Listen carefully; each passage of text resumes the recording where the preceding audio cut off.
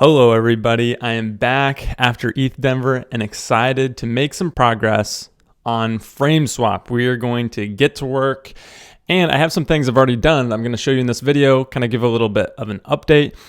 But I did make a FrameSwap channel. So if you're not in there and you're on Farcaster, go ahead and join because I'll be sharing kind of information about the process of building it. And once I launch it, I'll be putting it all in this FrameSwap channel. And you can see this nice little logo that I had made by AI. Just so easy to just kind of get up and running. Like why spend more than like 3 minutes making a logo? We can just kind of tell ChatGPT to make this little cool FrameSwap logo. So there we go. We have that ready, good to go.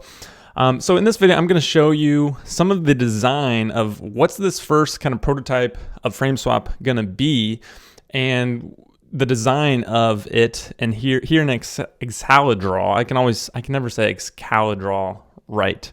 And in the process, I'll kind of show you a little bit what a frame even is, because maybe you're not familiar with what a frame is. If you're coming over from Twitter, basically what it is, you just send a link. It's like you're sharing a link in your tweet. In our case on Farcaster, it's a cast. And when you have a link, it kind of shows like those OG images. Well, a frame is an OG image, but you can change the state of it. So you can click a button, you can have up to 4 buttons in a frame, and you can also do text input right now.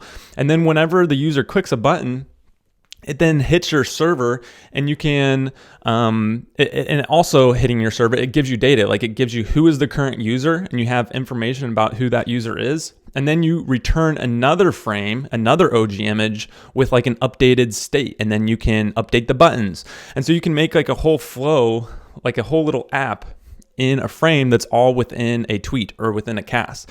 And that's what's pretty cool, because it's like this mini app that's in people's feed. So you kind of get that automatic distribution.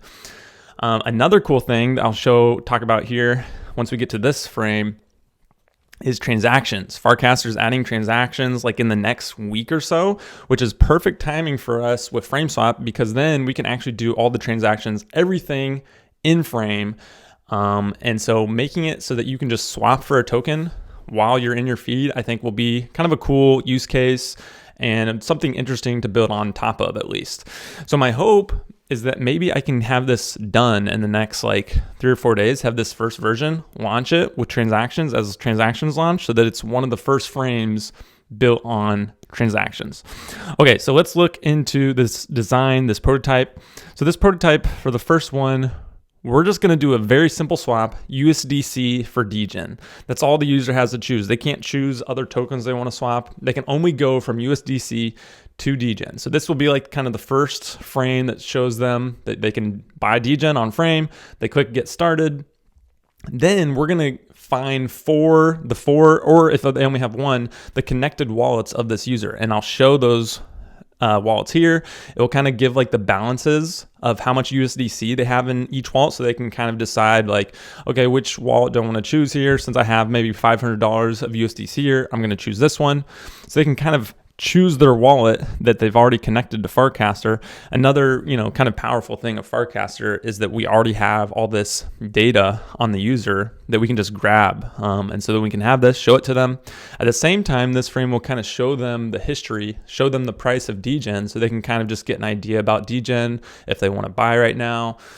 So they'll click one of these addresses. And then at this point is when we have a choice. Either the user needs to approve degen, or I guess approve USDC, so that our contract can swap that token for them. Or maybe they've already given us approval of USDC and we can just go straight to swapping. So if they need approval, this step I'll probably change, because when I was designing this out, I was thinking they were going to have to click approve $100 and it would take them to my website where they'd have to do a transaction on the website, because that wasn't possible yet. But now with transactions in Farcaster, they should be able to click this approve button and their wallet will pop up right within Farcaster. They'll just sign that transaction, and then it will approve that we can use the $100. I'm only going to do $100 just for safety, like not going to try to approve more than that, just because I want to keep people safe, especially as this is like the first version.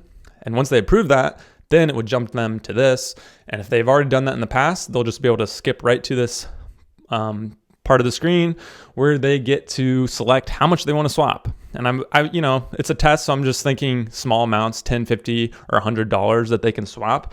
And I tried to make this design kind of look like a normal swapping interface where you have the USDC on the side, shows your balance, shows you what you're swapping to, which is degen in this case. And then I was kind of trying to use these arrows to point to, okay, these are the buttons. This is the area you're filling, that you're going to pay this much money. And then eventually you're going to get the receive. So then they would click one of these, and now it kind of just fills it in, right? So they click the $50. And so now they pay $50, and then it calculates how much they would receive in degen. I guess this wouldn't be a dollar sign here. It would just be 66,000.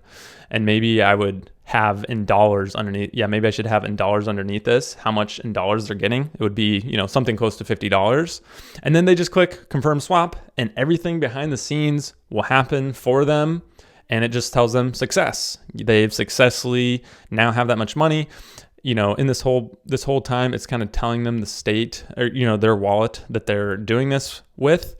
And so hopefully this is a really just simple, quick way. You know, they can then quick swap again, but just a really quick way that people can swap. You know, as you can see, you know, that it could be like a 3-button click, 1, 2, 3, 4, and maybe even in the future, I could somehow skip this wallet connection part. Like I could kind of like save the wallet that they prefer.